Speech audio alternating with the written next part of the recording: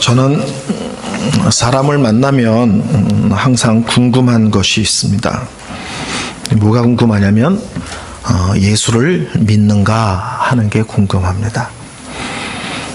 제가 궁금한 거는 교회를 다니는가 하는 게 궁금한 게 아니고요. 또 직분이 뭔가 이런 게 궁금한 게 아니고요. 또 몇 대째 교회를 다니는가가 궁금한 게 아니고 정말 예수님을 만났는가, 정말 예수님을 믿는가 하는 게 궁금합니다. 근데 만약에 난 정말 예수를 만났습니다, 난 정말 예수님을 믿고 영접했습니다 라고 분명하게 신앙생활을 고백한다면 저는 두 번째로 궁금한 게 있습니다. 그게 뭐냐면 예수 믿고 변하셨습니까 하는 겁니다. 성경에 보면 예수님을 만난 모든 사람들이 변했어요. 그렇죠? 근데 우리 주위에는 예수를 믿는다 하면서 안 변한 사람들이 너무 많이 있습니다. 제가 미국에서 목회하다가 나온 지 직후에 한 교회에서 설교를 하게 되는데 옛날부터 친하던 목사님이에요. 근데 그분이 농담 겸 진담으로 이렇게 얘기하더라고요. 이 세상에 변하지 않는 것이 두 가지가 있는데, 첫째 하나님 안 변하시고, 둘째 사람 더럽게 안 변한다 그러시더라고요. 슬픈 얘기죠. 슬픈 얘기입니다. 저는 오늘 예수를 믿는가 하는 것보다는 예수를 믿고 변하셨습니까 하는 부분에 초점을 맞춰서 설교하려고 합니다. 그 부분을 성숙하십니까? 이런 표현으로 설교를 하려고 합니다. 성숙하다는 게 뭔가 한두 마디로 설명할 수 있는 내용은 아닙니다. 근데 오늘 에베소서 3장 7절부터 9절까지 말씀을 통해서 이 말씀 안에서 나타나는 성숙의 모습만 설명하려고 합니다. 성경 66권 전체의 성숙이 아니라 오늘 본문에서 나타난 성숙에 대한 내용 세 가지를 설명하려고 합니다. 첫째, 성숙한 성도의 특징은 자기 자신을 은혜로 설명합니다. 자기를 설명할 때 그것이 무엇이든지 은혜입니다. 그 모든 것이 하나님의 은혜입니다. 이렇게 고백하는 사람이 성숙한 성도입니다. 의외로 교회 안에서 신앙의 내용이 아닌 다른 것으로 와서 자랑하고 주장하고 하는 사람들이 무지하게 많습니다. 자기가 이곳에 있음이, 그리고 믿음의 길을 여전히 걷고 있음이 하나님의 은혜라는 사실을 놓치면 그 사람의 모습에서 어떤 모습이 나타나느냐? 교만한 게 나타나는 거예요. 교회 안에서 무례한 게 나타나는 거예요. 그리고 자꾸 목소리에 힘을 주고 영향력을 가지려고 하고, 내가 누군 줄 알아? 이런 식의 모습들이 자꾸 드러나게 됩니다. 이 모든 것이 뭐냐? 내가 이곳에 있음, 내가 믿음의 길을 걷고 있음이 하나님의 은혜라는 사실을 놓쳤을 때 나타나는 모습들입니다. 제 인생에 가장 큰 영향을 준 분이 계신데 그분이 로이드 존즈라는 목사님이에요. 고등학교 때부터 제가 날마다 그분의 설교를 한 편씩 정말 오랜 기간 동안 읽었습니다. 근데 그분은 20세기의 설교를 가장 잘한다고 평을 받고 있는 분이세요. 근데 그분이 아주 중요하게 주장하는 것이 있습니다. 성경에서 주장하는 건 아니에요. 성경에서 이렇게 못 박아 얘기하지 않는데 그분이 자신이 목회하면서 아주 중요하게 여기는 것이 있는데, 그게 뭐냐면 교회 안에서 일주일 동안 공예배 중에 한 번은 꼭 복음이 선포되어야 된다. 이거를 그분이 중요하게 여겨요. 한국식으로 하면 주일 낮 예배, 주일 저녁 예배, 수요 예배, 모든 성도들이 한 자리에서 모여 예배 드리잖아요. 이 예배 중에 적어도 한 번은 매주 복음이 예수님에 대한 것이, 십자가가, 죄가, 심판이, 천국이, 지옥이, 예수의 보혈 얘기가 계속 반복적으로 선포되어야 된다는 거예요. 그 이유를 그분은 세 가지로 얘기하는데, 첫 번째는 교회는 끊임없이 새신자들이 들어오기 때문이라는 거예요. 새로운 사람이 오면 친절하게 대하는 것 중요하죠. 예배에 불편하지 않도록 옆자리에 앉아서 예배를 도와드리는 것 중요하죠. 예배 끝나고 밥 먹을 때 진짜 뻘쭘하거든요. 아시죠? 그때 옆에서 같이 먹어주고 얘기해 주는 것, 뭐 주중에 전화하고 신방해 주는 것 다 중요합니다. 근데 정말 중요한 것은 교회에 온 그 사람에게 가장 빠른 시일 내에 예수가 누군지, 예수를 왜 믿어야 되는지, 예수를 안 믿으면 왜 큰일 나는지를 가장 빠른 시일에 알려주는 것이 우선이라는 거예요. 저는 전도사 생활을 의정부에서 했었는데요, 그 교회를 떠난 지 몇 년이 됐는데 그 학생의 총무 집사님한테 상담 전화가 왔어요. 그래서 저는 떠났기 때문에 떠난 성도님들하고 상담 안 합니다. 그냥 교회 목회자들한테 하세요. 그랬더니 그분이 교회 목회자들에게 상담할 수 있는 것이 아니래요. 그래서 할 수 없이 이제 고민을 들어드리게 됐습니다. 근데 그 내용이 뭐냐면, 고등학생 아이 하나가 자기 엄마가 교회를 안 다니니까 아주 수시로 엄마 예수 믿으세요, 엄마 나랑 같이 교회 다녀요, 그렇게 쫄랐다는 거예요. 그리고 정말 어느 날 그 엄마가 아들을 손잡고 교회 나와서 7개월 동안 일주일에 3번, 주일 낮, 오후, 수요 예배를 7개월 동안 한 번도 안 빠졌대요. 7개월을. 그러니까 아들이 마음을 놨겠죠. 이제 우리 어머니 완전히 예수쟁이 다 됐구나. 근데 7개월이 딱 되자마자 엄마가 발길을 딱 끊어버리더라는 거예요. 아들이 너무 놀라서, 엄마 교회에서 성도들하고 뭐 불편한 일이 있었습니까? 아니다. 뭐 시험에 드셨습니까? 아니다. 그럼 그렇게 열심히 다니던 교회를 왜 갑자기 발을 끊습니까? 네가 나한테 그러지 않았냐? 예수 믿으라고. 그래서 내가 네 말을 듣고 혼자 결심하기를 7개월 동안 교회를 열심히 다니기로 했다. 그리고 우리 아들이 그렇게 믿으라는 예수가 믿을 만한 분이면 쫙 믿는 거고, 다녀봐 했더니 아니다. 그러면 그만 다니기로 결심을 한 거다. 아들이 질문하겠죠. 그럼 엄마 7개월 동안 교회를 다녔더니 예수가 믿을 만한 분이 아니시던가요? 그 어머니의 대답이 충격이었어요.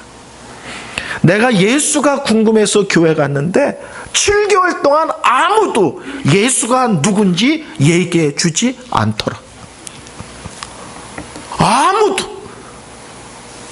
새신자 공부도 없고 설교 속에서도 그 예수님이 누군지, 예수를 왜 그렇게 믿어야 되는지 한 번도 들어본 적이 없다는 거예요. 그래서 로이드 존즈 목사님은 왜 교회에서 끊임없이 복음이 필요한가? 끊임없이 새로운 성도들이 들어오기 때문이라는 거예요. 두 번째, 교회에서 복음이 지속적으로 선포될 두 번째 이유는 뭐냐면, 교회를 다니지만 예수를 믿지 않는 사람들 때문에 그래요. 최근에 한국교회 통계는 약 30%가 예수를 믿지 않는 걸로 나와 있어요. 교회를 아무리 오래 다녔든 직분이 오든 관계없이 예수를 믿지 않는 사람이 평균 교회 안에 30%. 교회마다 차이가 나겠죠. 어떤 교회는 더 심할 수도 있고 어떤 교회는 훨씬 덜할 수도 있지만 한국교회 일반적인 통계라는 거예요. 저는 옛날에 교회에서, 신학교에서 전도학, 선교학을 강의한 적이 있습니다. 그때 한국교회에 대한 많은 자녀들을 모아서 공부하고 연구하다가 깜짝 놀란 게 있어요. 그 통계에 의하면 한국교회에 구원의 확신을 갖고 신앙생활하는 사람이 20%를 절대로 넘지 않는다는 거예요. 무슨 말인지 아시겠죠? 비가 오나 눈이 오나 바람이 부나 내 인생에 어떤 일이 생겨도 하나님을 향한 믿음이 흔들리지 않고 갈등하지 않고 묵묵히 믿음의 길을 한결같이 가는 사람이 20%를 넘지 않는데요. 그럼 30%는 이제 안 믿는 사람이고 가운데 50%는 헷갈리는 사람인 거예요. 교회 와서 좀 예배도 드리고 봉사도 하고 뭐 부흥회도 참석하고 그러면 당장 죽어도 천국 갈 것 같고 뭐가 뜨끈뜨끈한 것 같다가 집안에 뭐가 안 풀리거나 애가 속을 썩이거나 경제적으로 위기가 오거나 그러면 매번 신앙이 흔들리고 하나님을 향하여 의심을 품는 사람이 50%. 저희 세계의료병원에서는 신학강좌라는 걸 하는데요. 몇 년 전에 목사님들을 대상으로 설교 특강을 꽤 유명한 분을 모시고 이제 하게 됐어요. 그분은 이제 신대원에서 강의도 하신 적이 있고 뭐 목회도 하시고 책 쓰면 무조건 베스트셀러가 되는 그런 분이세요. 강의가 끝나고 저녁에 병원의 어른들과 같이 식사를 하는데 그분이 그러는 거예요. 최근에 강남에 몇만 명 되는 교회에 부흥회를 했대요. 근데 저녁에 강사를 대접한다고 목사님이 집사님 한 분을 모시고 와서 뭐라고 얘기하냐면 우리 교회 1등 성도입니다. 그러더라는 거예요. 우리 교회 1등. 근데 거기로 끝나지 않고 한마디 더 하더라는 거예요. 우리 교회 1등이면 한국에서 아마 1등일 겁니다. 강남에 몇만 명 모이는 교회 1등이면 아마 한국에서 1등 성도일 겁니다. 그러고 그렇게 자랑을 하더래요. 근데 목사님이 화장실 간 사이에 그분이 강사 목사님에게 진지하게 잠깐만 비밀리에 만나 상담을 좀 해달라고 요청하더라는 거예요. 근데 그 표정이 너무 진지하고 절박해서 비밀리에 만나줬다는 거예요.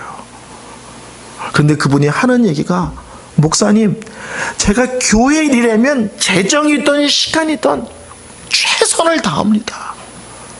근데 제 안에 불안이 하나 있는데 그게 뭐냐면 내가 이렇게 하나님을 위해서 온갖 걸 다 드리고 바치는데 만에 하나 천에 하나 죽었는데 천국이 없으면 억울해서 어떻게 하죠? 그러더라는 거예요.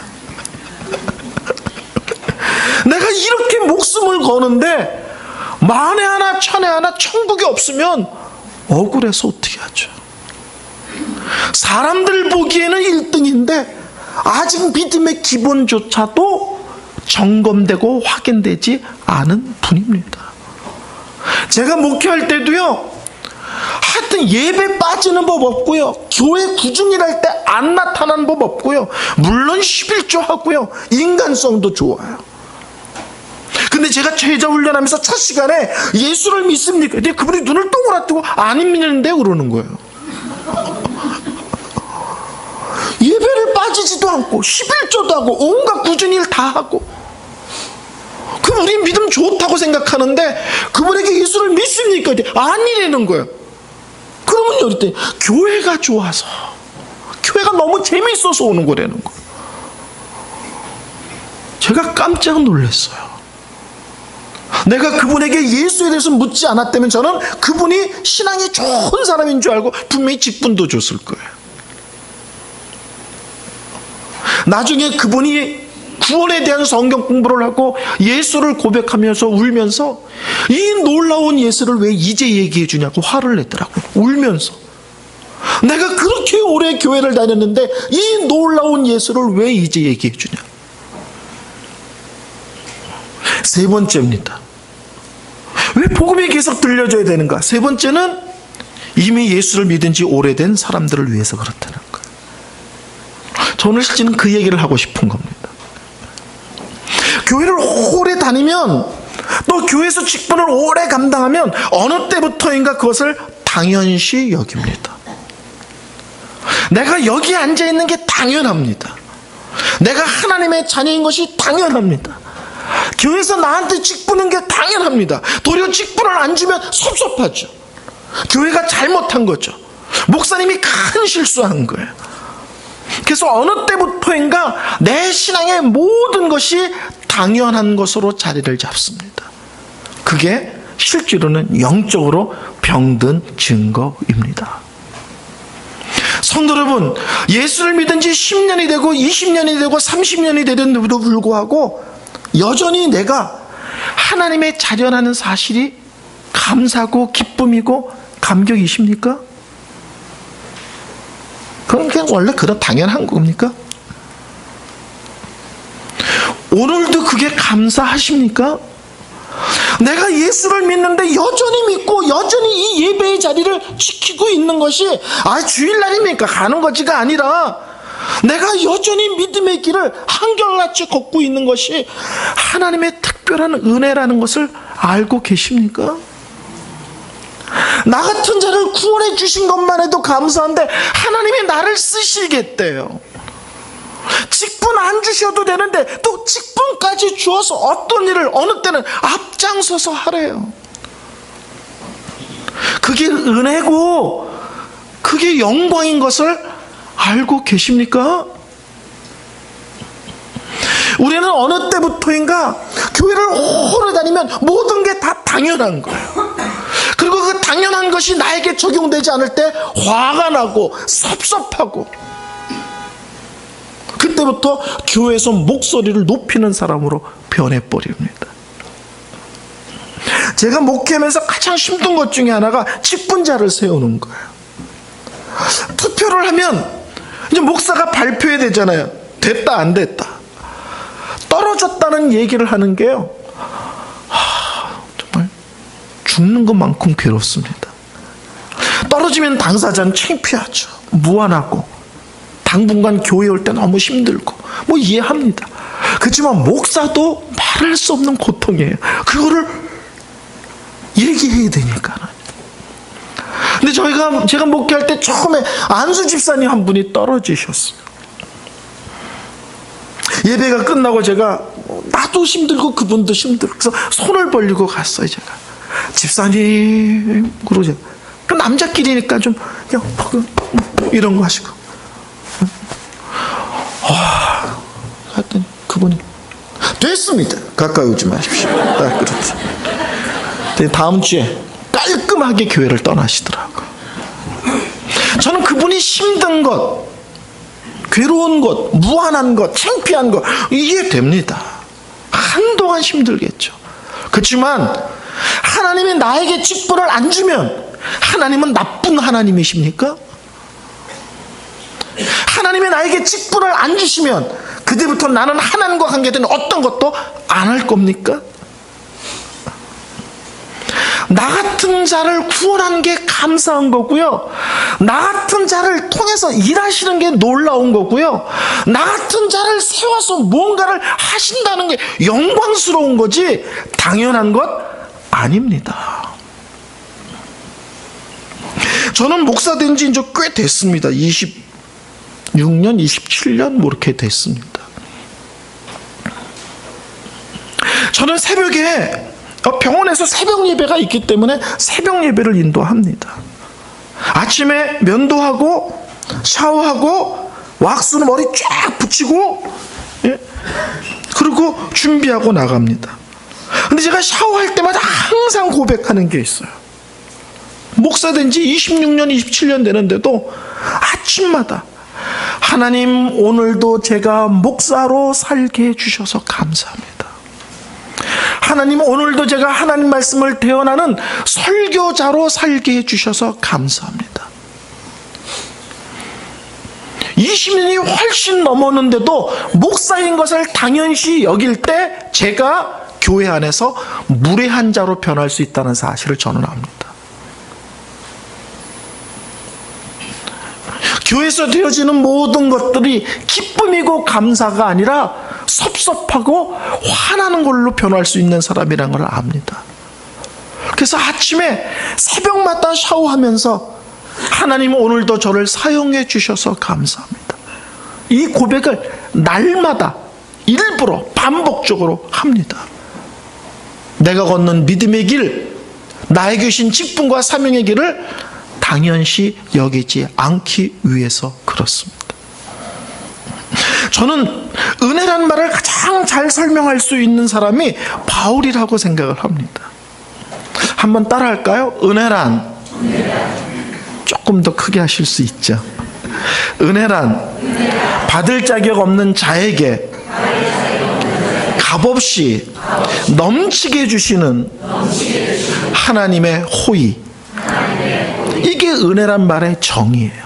첫째, 받을 자격 없는 자에게.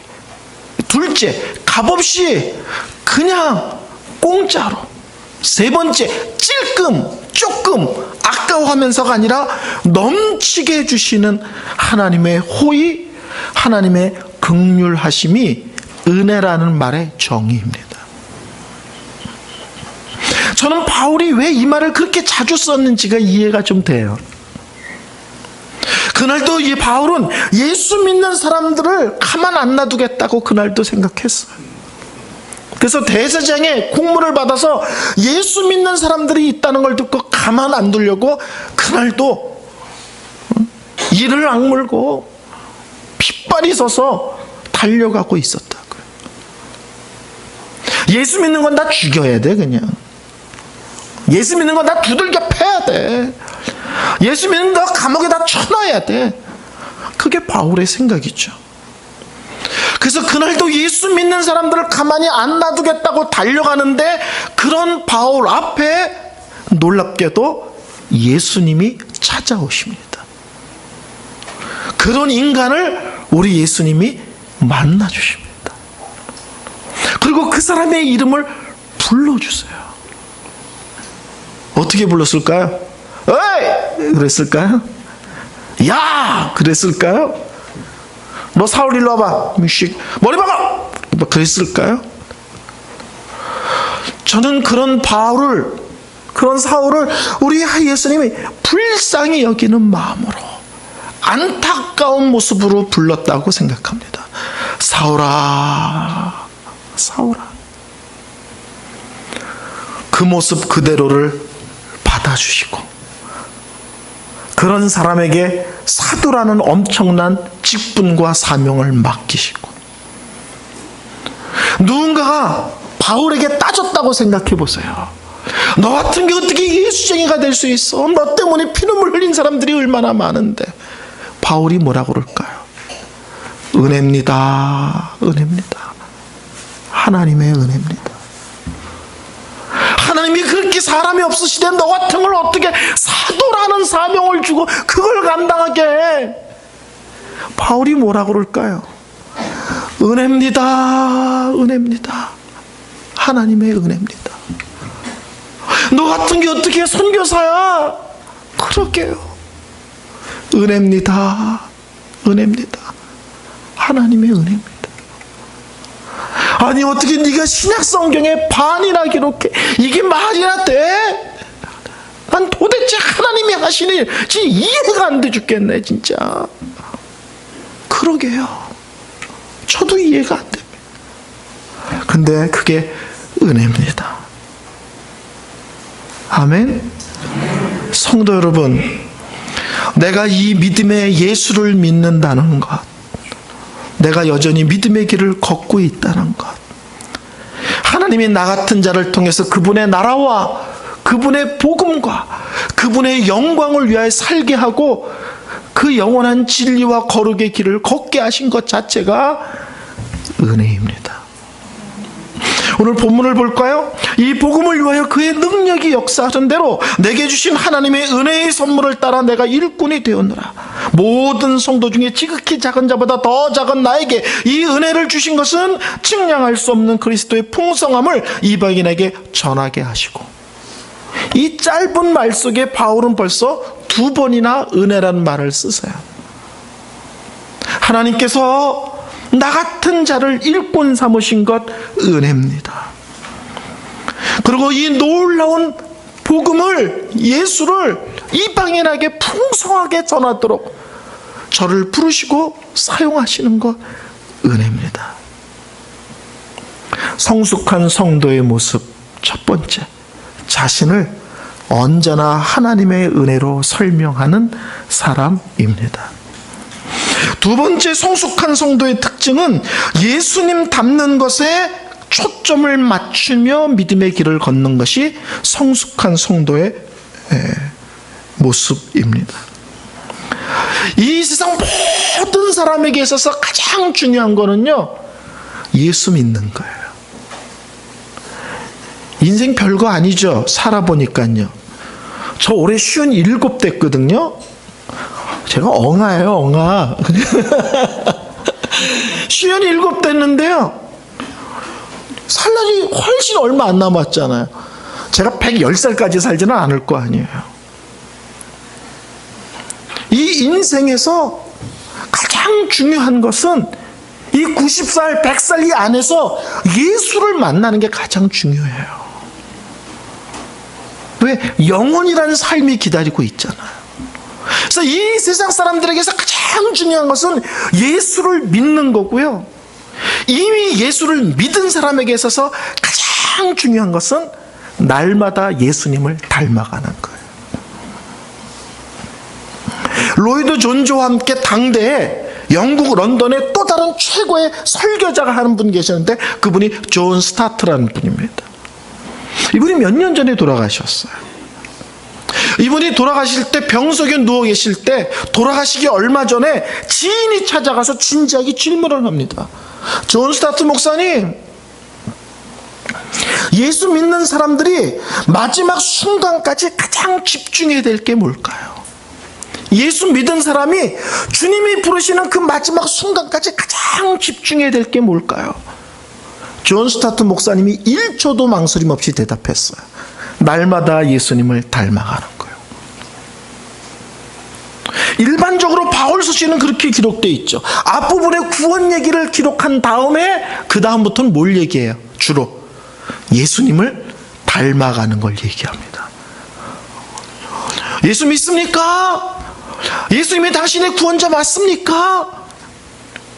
그러면 이제부터 날마다 예수님을 닮아가는 데 초점을 맞추십시오. 이 성경의 가르침이에요. 저는 애가 셋인데요. 이제 양쪽에 딸이고 가운데가 이제 아들입니다. 이제 큰 애가 30이에요. 근데 그 애가 처음 대학 들어갈 때, 저희는 이제 미국에서 쭉 자랐으니까 애들이. 그래서 UC 샌디에고라는 학교를 이제 걔가 들어갔어요. 학교마다 좀 다르지만 이제 미국은 그런 학교들이 많아요. 입학할 때 아이들만 오리엔테이션을 하는 게 아니라 부모들도 불러서 같이 오리엔테이션을 해요. 저희 둘째, 셋째는 2박 3일을 했어요. 부모들 오리엔테이션을.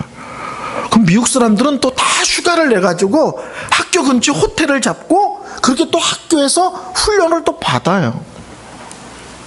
저희 큰딸은 1박 2일이었어요. 그래서 저희도 근처 호텔을 잡고 이제 1박 2일 오리엔테이션에 참여를 했는데 그 UC 샌디에고는 LA에서 1시간 반 정도 남쪽으로 내려가는 정말 아름다운 도시입니다. 바닷가를 낀. 아침 일찍 일어나서 저랑 저희 집사람이 바닷가 산책을 했어요. 근데 기념품 가게 하나가 일찍 문을 열었어요. 근데 그 기념품 가게는 뭘 파는 거냐면 전부 다 종을 파는 거예요. 이렇게 문을 열고 들어가면 딸랑딸랑딸랑 소리 나는 거 아세요? 한 번도 끄떡이지 않으시네. 한국은 가게에서 주로 그런데 미국은 현관문에도 달고 방문에도 달고 이렇게 종이 그냥 생활의 한 부분처럼 종을 많이 붙이고 살아요.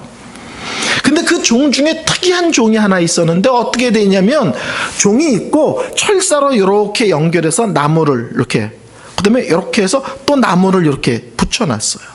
근데 위에는 뭐라고 써있냐면 영어로 1. 이 문을 열고 들어오는 순간부터 집주인의 말에 무조건 순종하십시오. 2. 그 밑에 나무예요. 뭐라고 써있냐면 이것이 기분 나쁠 때마다 1번을 다시 읽으십시오.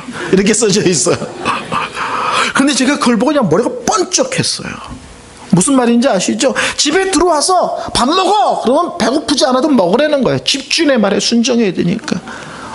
커피 마시고 싶은데 녹차 마셔! 그럼 녹차 마시라는 거예요. 더 놀고 싶은데 그만 가! 그러면 그냥 가라는 거예요. 그게 언짢을 때부터 어떻게 하라고요? 언짢으면 다시 1번을 읽으라는 거예요. 이 문을 들어오는 순간부터 집주인의 말에 무조건 순종하세요. 제가 그거를 보는 순간 머리가 번쩍했어요. 1. 예수를 만나셨습니까? 2. 예수를 믿고 변하셨습니까?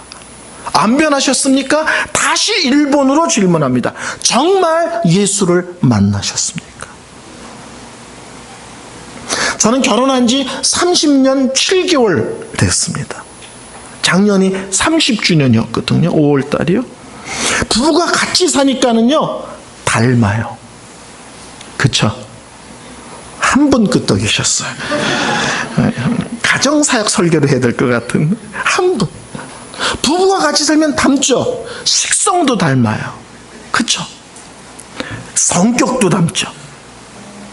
하여튼 그래요. 저는 완전 다혈질이에요. 100점 만점에 99, 98점 나오는 다혈질. 극단적 다혈질. 거기다가 B형 남자예요. 매력 덩어리죠. B형의 극단적 다혈질. 근데 저희 집사람은 세상에 급한 게 없는 사람이에요. 합니다. 저는 물 하면 물이 와 있어야 돼요.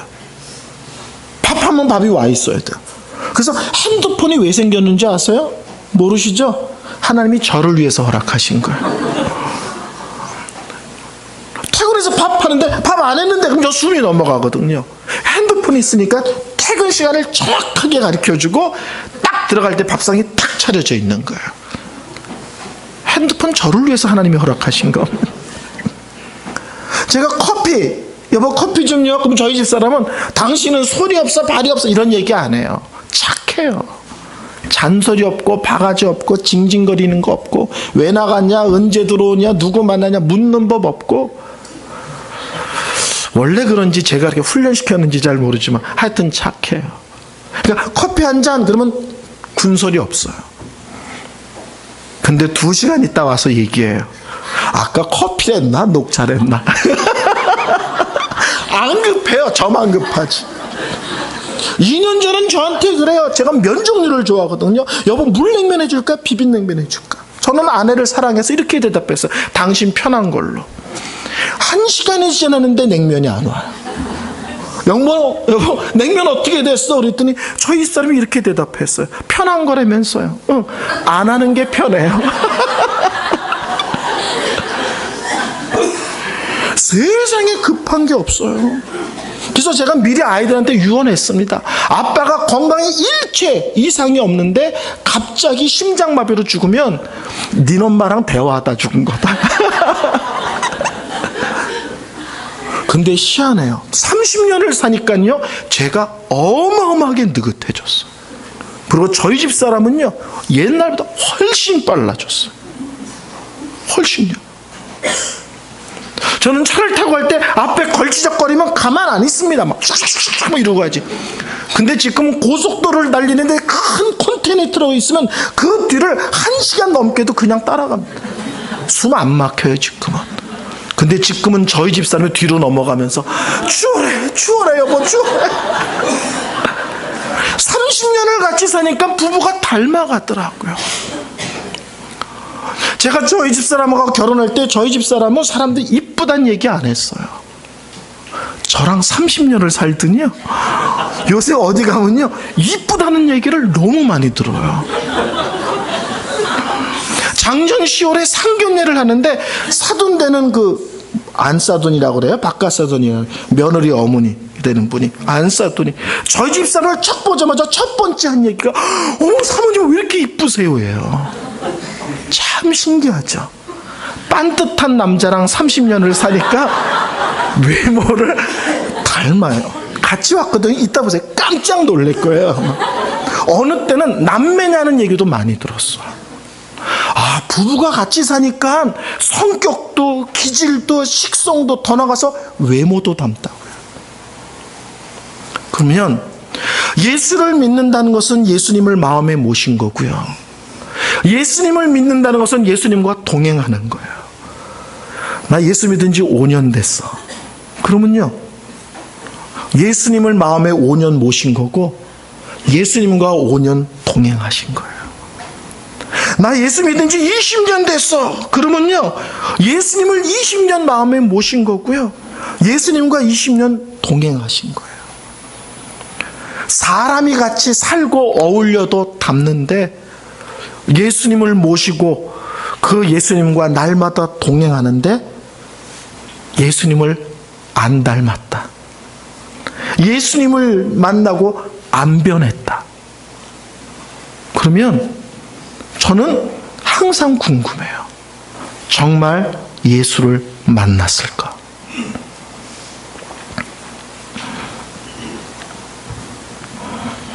한번 골방에 들어가서 진지하게 질문하세요. 내가 예수 믿은 지 꽤 오래됐는데 아직도 거칠다면, 아직도 무례하다면, 아직도 내 말이 뾰족하고 아직도 내 눈이 다른 사람의 약점과 허물에 너무 예민하다면, 그리고 내가 교회 올 때 주위에 있는 많은 사람들이 나 때문에 계속 힘들어하고 있다면 골방에 들어가서 진지하게 물어보셔야 돼요. 난 정말 예수를 만났는가? 나 아무리 생각해도 나 예수 믿는 거 맞아. 그렇다면 그 긴 세월을 자신을 방치해 놓으신 거예요. 훈련하지 않고 기도와 말씀 가운데 끊임없이 자기를 점검하고 다듬는 일을 하지 않고 예수 믿은 이후로 자기를 방치하신 거예요. 학교 다닐 때 그런 애들이 있죠. 학교 오는 거 너무 좋아해.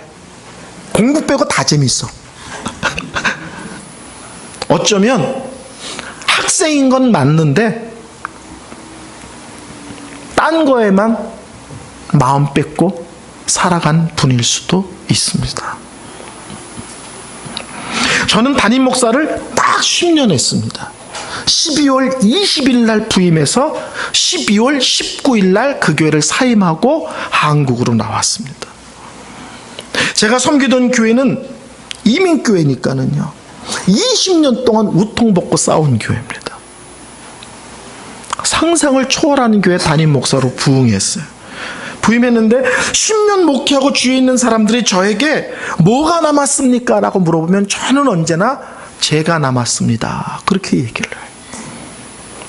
기적같이 하나님이 1년 반 만에 문제를 다 수습하게 하시고 8년 반 동안 저희 교회에서는 당회든 재직회든 뭐 여전도회 남전도회 무슨 회의든 한 번도 교회 안에서 언성 높은 적이 없습니다.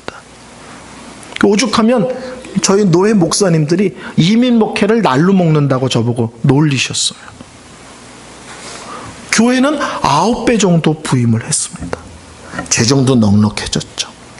해마다 선교사를 파송도 했습니다.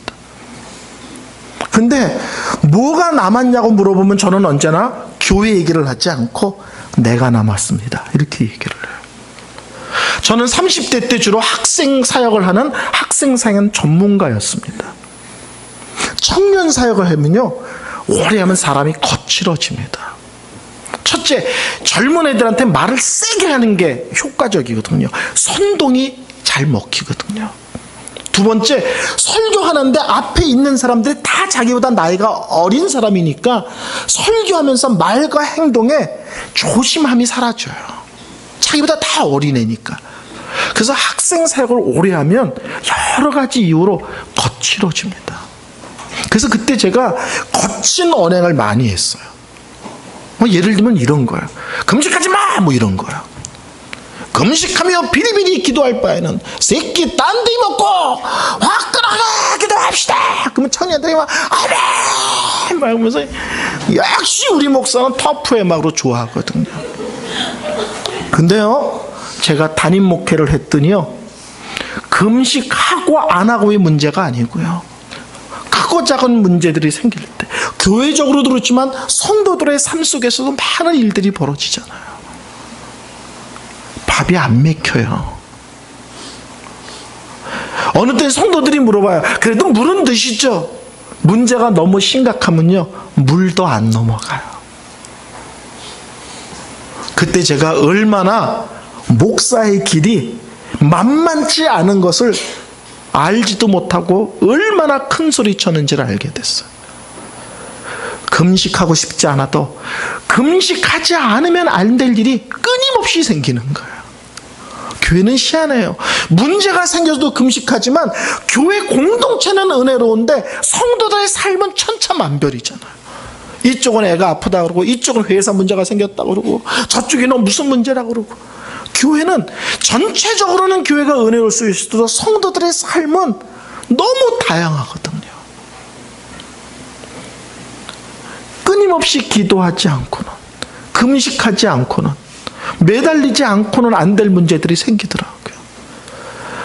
제가 가장 싫어하는 게 올라와서 여기다가 저기다 방석에다 코 묻고 기도하는 거야. 옛날 어르신들은 올라오면 일단 저기다 코 묻었잖아요. 너무 싫은 거야. 저 냄새 나는데 왜 코를 왜 묻나? 더러워 죽겠는 거예요. 막. 또 돌아서서 엉덩이 막 보여주면서 막.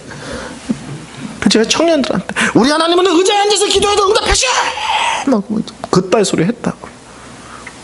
담임 목사를 하는데요, 새벽에 제가 분명히 의자에 앉아서 기도했어요.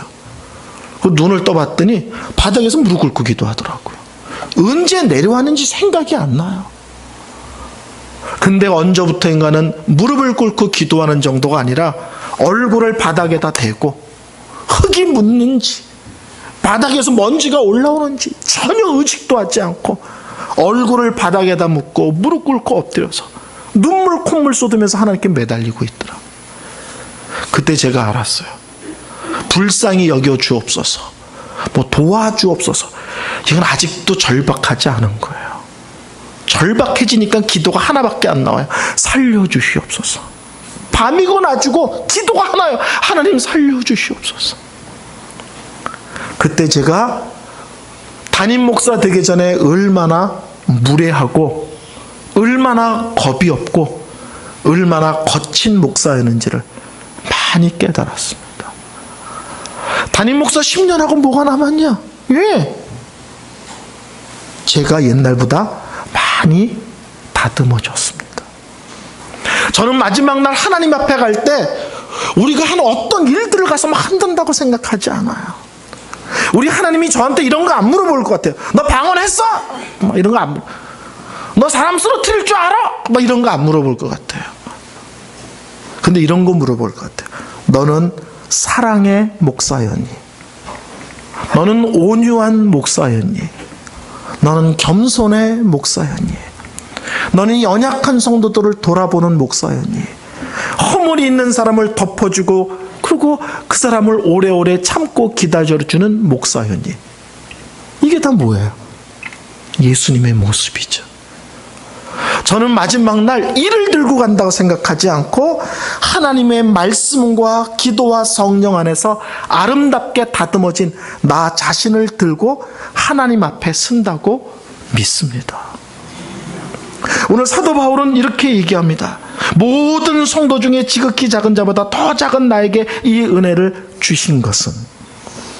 교회를 오래 다닌 분들은 이런 말 들어보셨죠. 바울의 고백이 시간이 지날수록 점점 겸손해지고 있다. 초창기 때 기록했던 고린도전서 15장 9절에 바울은 이렇게 말합니다. 사도 중에 가장 작은 나에게. 자기를 사도들과 비교해서 제가 좀 부족함이 많습니다. 근데 오늘 에베소서에는 모든 성도들 중에서 자기가 가장 작은 자입니다. 비교를 사도랑 비교하는 데서 성도랑 비교하는 대로 변해버립니다. 말년에 기록한 게 디모데 전서, 디모데 후서거든요. 그 말년에 기록한 디모데 전서 1장 15절에 바울은 이렇게 설명합니다. 죄인 중에 괴수죄인. 이 세상의 죄인 중에서 내가 가장 흉악한 하나님 앞에 부끄러운 죄인입니다. 바울의 고백이 시간이 지나면 지날수록 점점 더 겸손해지고 깊어지는 것을 볼 수가 있습니다. 성숙한 성도의 모습. 첫 번째 뭐라고요? 자신을 은혜로 설명하는 사람이다. 두 번째 성숙한 성도의 모습, 예수님을 닮아가는데 초점을 맞추는 사람이다. 세 번째 성숙한 성도의 모습은 현재에 충실한 사람입니다. 현재가 힘들 수 있어요. 불편할 수도 있어요. 나랑 안 어울린다고 생각할 수 있어요. 내 수준에, 내 격에 내가 이런 데 있을 사람이 아니라는 생각이 나를 막 사로잡을 수도 있어요. 근데 성숙한 성도는 때가 되면 하나님이 옮기실 때까지는 하나님이 때가 되면 세계를 열어주실 때까지는 현재 있으란 그 자리에서 최선과 충성을 다합니다. 바울 감옥에 있습니다. 바울이 이런 말 들어봤어요? 감옥에서 꺼내주시면 열심히 전도할게요. 뭐 이런 얘기 들어보셨어요? 바울은 그러지 않아요. 감옥에 있어요? 그러면 그 감옥에서 전도에 빠려. 감옥에서 전도하기 얼마나 어려워. 깜빵 동지들 어디가 지네들이 뭐 그냥 별로 안 웃긴가요? 웃긴 것 같은데. 보초 쓰는 사람들 지가 어디가 딱 이러고 있는데 뭐. 제가 전도 폭발 훈련을 받았거든요. 저는 좀 특별한 데서 받았습니다. 강남에서. 강남 스타일로 전도 폭발 훈련을 받았어. 근데 실습을 나가는데 지나가는 사람 붙들고 예수 얘기 50분 하는 거예요. 전도 폭발은요. 그래서 실습 나갈 때 가장 힘든 게 어떻게 50분을 붙들고 얘기하냐요. 근데 또 하나님이 지혜를 주세요. 그래서 강남에서 택시를 타요. 실습할 때. 그리고 운전하는 분에게 이렇게 해요. 인천 따따블. 인천 왕복 따따블. 서울에서 인천을 왕복하는데 메타 요금의 3배 주겠다는 거예요. 그러면요, 일단 고속도로 올라가면 뭐 빼도 박도 없이 그냥 곧장 가야 되거든요. 그때부터 예수 얘기를 하면요, 운전하는 사람이 혀를 깨물고 듣습니다. 왜? 따따블이거든. 따따블. 3배야. 갔다 오면 하루 일과 끝나는 거야. 근데요, 참 신기한 게 한 30분이 넘어가면 그 사람이 울어요. 병원도 쉬워요. 병원도 그냥 가지 않고 밑에부터 허벅지까지 기부스한 분들 계세요. 근데 기부스를 한 정도가 아니라 기부스한 상태에서 매달아 놓고요, 한 짝송은 링겔 맞는 분들이 있어요. 이분들은 꼼짝 못합니다. 이러고 있습니다. 근데 가면 막 성질을 냅니다. 뭐 피곤한데 이거 뭐 하는 짓이냐고. 근데 참 신기해요. 이 사람한테 복음을 전하는데 소리 지르고 가라고 그랬는데요, 뒤에 있는 사람이 그 하던 얘기 와서 나한테 마저 해주세요 그래요. 그래서 이쪽 얘기하다가 돌아서서 이 사람한테 하는데 이 사람은 어쩔 수 없이 듣는 거야. 왜 크게 얘기하거든요. 참 전도는 신기한 거예요. 근데 동작동 국립묘지를 가도 쉬워요. 곳곳에 군인들이 보초 쓰고 있어요. 꼼짝 못해요. 이러고 있는 거야. 옆에 바짝 쓰면 안 돼. 그러면 결례죠. 훈련, 지금 근무 수는. 그러니까 멀찌감치 써요. 그리고 군인 쳐다보지도 않고 앞에 보고 얘기해. 앞에 보고. 그 대신에 크게. 그럼 군인이 뭐라 합니다. 저로 가십시오. 듣고 싶지 않습니다. 막 이러시면 안 됩니다. 근데 여기서 한 발짝도 못 움직여요. 보조 쓰고 있으니까. 지가 어디를 가. 소리만 지르죠. 근데 한 10분 하다가 지도 지쳐서 듣고 있어요. 마땅히 할 일도 없고 심심하고도 우덕거리 이러고 있는 건데. 근데 신기해요. 들으면 울어요. 제가 참 복음의 놀라움을 훈련받으면서 참말, 야, 저렇게 싫다 그러면서 억지로 들으니까 울며 예수를 영접하는 거예요. 사도 바울이 그랬다고요. 끄집어내면 열심히 전도할게요 그러지 않고 감옥 안에서 죄수들, 보초 쓰는 사람들. 그래서 빌립보서에 써 있잖아요. 복음의 대로가 열렸도다. 그렇죠? 그때 황제 근위병들은 최고의 귀족들의 자전데 걔네들이 보초 쓰고 있거든요. 최고의 엘리트들에게 복음을 전했다. 재판받을 때는 왕과 귀족들에게. 믿음의 사람은 이 자리에서 더 좋은 자리 주면 헌신할게 하지 않고 그 자리에서 해요. 모세 억울하게 광야 40년을 살았습니다. 근데 하나님이 자기를 이스라엘의 지도자로 부르시고 이스라엘 백성들이 광야 40년 생활할 때 모세는 그 광야는 자기에게 홈그라운드예요. 자기 자신이 광야의 최고의 전문가라고요. 그 40년이 억울할 수도 있고 하나님이 왜 이렇게 나를 대접하는가 이해가 되지 않았는데 나중에 세월이 지났더니 그 억울한 자리가 하나님께서 자기를 가장 탁월한 광야의 전문가로 훈련시키시는 시간들이었다고요. 요셉 억울하죠. 그렇죠? 형들에게 찍혀서 노예로 팔립니다. 억울하죠. 우리는 억울하면 여기다가 막 독립운동하듯이 막 띠뚫고 막 드러눕잖아요. 그리고 그 슬픈 찬송 부르잖아요. 너무합니다. 너무합니다. 막 이러면서 막. 근데 그 억울한 그곳에서 얼마나 최선을 다했는지 가정 총무가 돼요. 근데 거기서 또 유명을 쓰고 또 감옥에 들어가. 거룩한 사람인데 죄목이 성추행범이야. 정말 여러분, 오해도요, 어떤 건 정말 심해요. 거룩한데 오해가 성추행범이야. 미치는 겁니다. 저는 30대 집회 가다가 속도 위반으로 결렸어요. 제가 경찰한테 저는 예의 교양 덩어리거든요. 저는 잡자마자 창문 열고 감사합니다, 수고하십니다. 제가 급하니까 빨리 딱지 좀 떼주십시오. 그리고 명언이 딱, 이분이 놀래가 감사한다 그러고 빨리 딱지를 떼달라니까 놀란 거예요. 이분이 이런 사람이 어디 있냐는 거예요. 그러면서 벌점 없는 걸로 자기도 따주겠대. 벌점 없는 걸로. 그래서 따가지고 그냥 갔어요. 집회 갔다가 집에 와서 딱 열어봤더니 경범죄를 줬더라고요. 금연지역에서 흡연으로. 이거 성도들이 봤으면 큰일 날 뻔한 거예요. 목사가 담배 피다 걸린 거야, 금연지역에서. 요셉은요, 거룩한 사람인데 죄목이 성추행범이에요. 근데 감옥에서 얼마나 최선을 다했는지 모범수야. 막 돌아다녀. 그리고 어느 날 눈을 떴더니 그 모든 억울한 길이 하나님께서 자기를 애굽의 국무총리가 되고 이스라엘 백성들을 사역사를 펼치는 일에 자기를 쓰시는 계획이었고 준비였다는 사실을 깨닫습니다. 성숙한 사람은 내가 있는 자리가 이해되지 않을 수 있어요. 섭섭할 수 있어요. 힘들 수도 있어요. 그러나 징징거리는데 시간을 보내지 않습니다.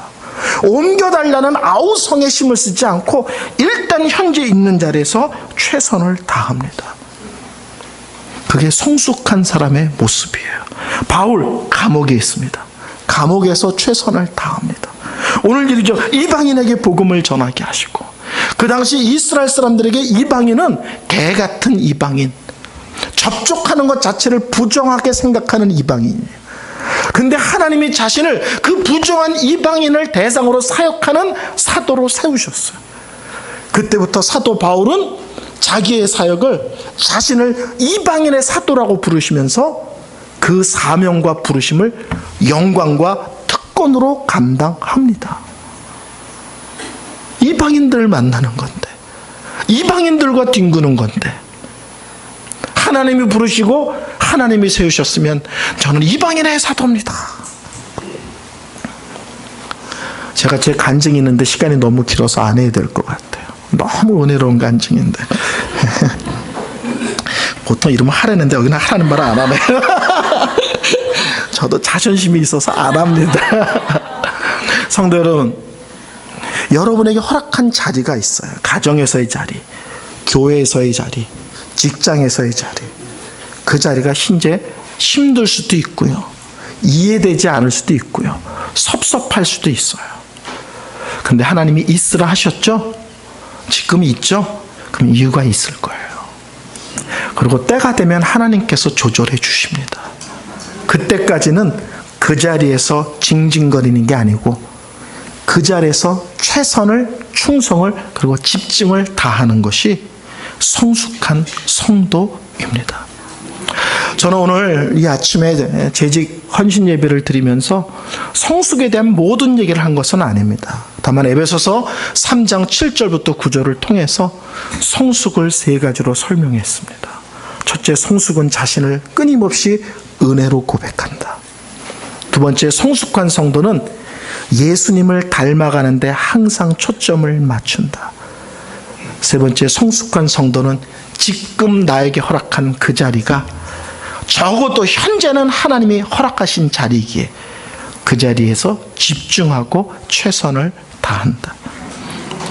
여러분에게는 이 한우리 교회가 그 자리고 그 직분이고 그 시간들입니다. 그래서 이곳에서 성숙을 꿈꾸고 이 속에서 깊이를 더하는 귀한 1년 되시기를 바랍니다. 기도하겠습니다. 하나님 감사합니다.